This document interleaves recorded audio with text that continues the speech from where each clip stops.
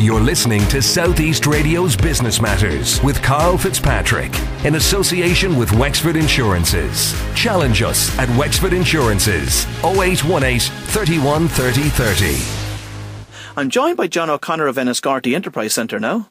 John, you recently launched an initiative to provide free computer programming training to kids. Tell me a bit about this, please. The name of the programme is called Coderdojo.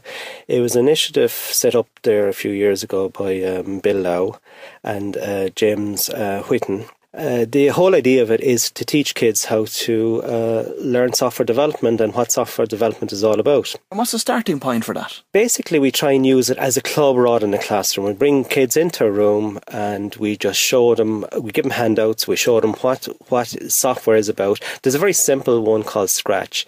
It was set up by MIT in America and it's basically like Lego, but it's online Lego. They put pieces together and it actually can do something. I know it's a free initiative, so it costs absolutely nothing for parents to send kids to it. What has the demand been like so far for it?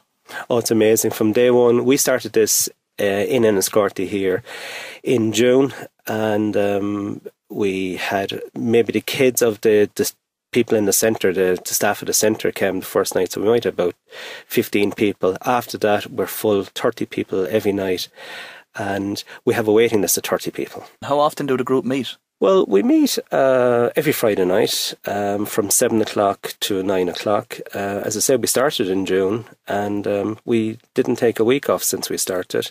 Basically, kids come in, as I say, it's not like a classroom, it's more like a club. Kids come in, they bring in their own laptop, they set up themselves.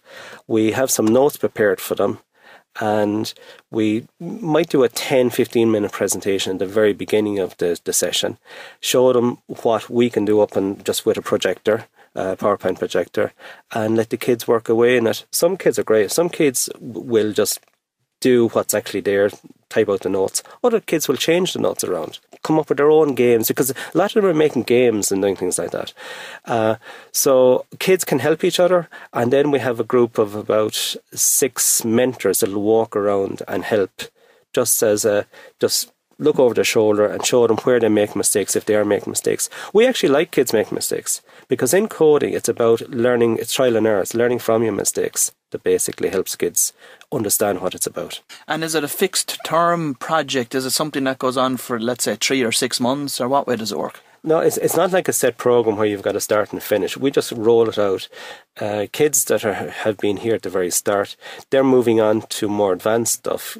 Some kid can maybe start next week, say, for example, and they'll start at the basics. We give them the notes from where the others started at, and they either slowly build up, or some kids can just be automatic. They have the natural instinct to just develop it very fast. Have any of the kids commercialised anything that they've learned from Coderdojo? Oh yeah, we've got some great examples. There's a 12-year-old from Cork called Harry Morgan, and he set up, he started Coderdojo, and within 3 months he set up a Mac-based app that basically is out selling Angry Birds or Call for Duty now. It's called Pizza Butt, and it's just amazing. It's only last week he outsold Angry Birds. So that's that kid in Cork. There's one even closer to home. It's a young chap called Jordan Casey. He's from New Ross, and he was always interested in software and in games. So he's actually developed. He won a young software developer of the year competition. Now he was amazing that he actually went to Waterford to do it in Waterford and Carrignone IIT, and he's trying to encourage other kids in the whole County Wexford are getting involved in this. In fact, he's trying to organise an award night for all kids in Wexford, and hopefully he will get that up and running. John, what's the overall objective of Coderdojo? Well, the overall objective, Karl, is to provide kids with the ability to learn how coding actually happens, how to self-learn. Because we have students coming out of college, and in college they'd learn different programs like HTML, but the programs that are coming from America are being developed very fast. Like C# is probably the main programming software in the States at the moment. We don't teach that in college yet in Ireland. However, you can learn that yourself. A few of our mentors are actually doing that, and PHP. Kids can actually do the exact same thing. If they learn how to code in the simple way, they'll learn from, there's a program called Code Academy that all kids can just go on to and learn how to do HTML. I've done it myself and it's a very useful program. So your own group started back in June. At what stage are the kids at now? They're all different stages. You see, unlike a lot of Coderdojos around the country, we have taken this very much as a club-based approach rather than class-based. I know in different ones they have a set class for the full 2 hours, and it teaches like a class, and they only input stuff, and there's a tutor up on the top of the room. Whereas we only give about a 10-20 minute presentation and the kids do their own thing. We feel that they learn more by learning themselves. Was in one respect, John, it's a pity that this wasn't in place 10 years ago, because there's a serious shortage of computer programmers across the country, and certainly in County Wexford. Is that your experience also? This week alone, we're losing a company. He wants to take on 6 software developers. He cannot get them in Ireland. The guy is moving. He's got a business, 18 people. They're moving to Dublin. Of the staff of the 18 people that's going to be in Dublin, they make out 10 of them will come in from Europe or from even farther from China, because we don't have the software people in Ireland. In the centre alone, we've got software companies. They cannot get staff, and not alone that, but I also have people come in to me really good business ideas that are technical ideas. They have a great idea. They have the business know-how, but they don't have the software background. And if we had more software people around, I could match the software people with those companies, and we'd have local companies growing in little towns like Enniscorthy. Is there a short-term solution to that problem out there, John? Yeah, Carol, there is. At the present time, companies are looking for people with 4 years degrees. Now, that's a long time before we get software people out in the workplace.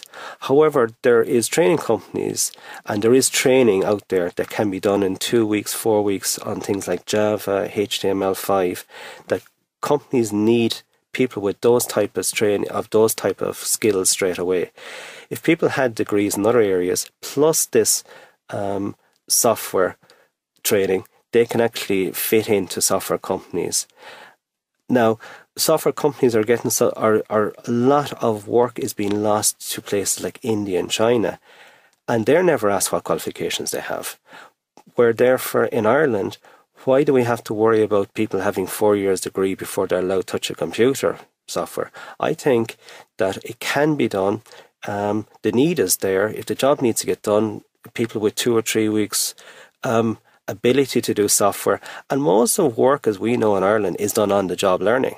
So if people have the acumen for it, then they'll prove themselves in the first few weeks. They'll be kept on and they'll learn on the job.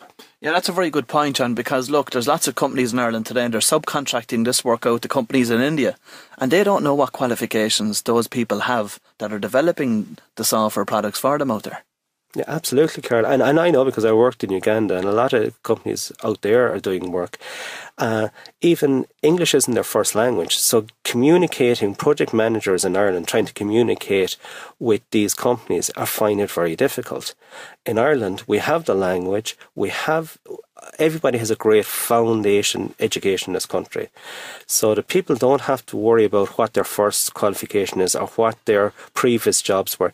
If they have the ability to do coding, if they like maths, they like critical thinking, they like lateral thinking, they may be just the right people for these jobs. Now, are you looking for kids to join at the moment? I'd like to say yes, but I'm afraid not, Carl. We're full. However, there is places pop up every now and then. The best way, what we actually advise people is to like us on Facebook. It's Coderdojo in Enniscorthy, and just put a message on that once they become a friend of that site. that they'd like to join. At the present time, we've got 30 people on a waiting list. We've got 30 in our group at the moment. But what we find is some kids will stay at Coderdojo the whole time. Other kids 2 or 3 weeks, and they might get tired of it. It's not for them. But I think everybody, given the experience, it's going to be great. It's going to be good for them in the long term anyway. So if there is children out there that want to join the program, join our Coderdojo in Enniscorthy Facebook account, and just put a message on it to say you'd like to join it. We'll put you on the waiting list, and hopefully you'll be able to fit in sometime. Well, John, I'd like to take this opportunity to thank you for coming in and speaking to us this morning, and wish you continued success in your role at Enniscorthy Enterprise Centre. You're listening to Southeast Radio's Business Matters with Karl Fitzpatrick in association with Wexford Insurances. Think Wexford Insurances for your business insurance.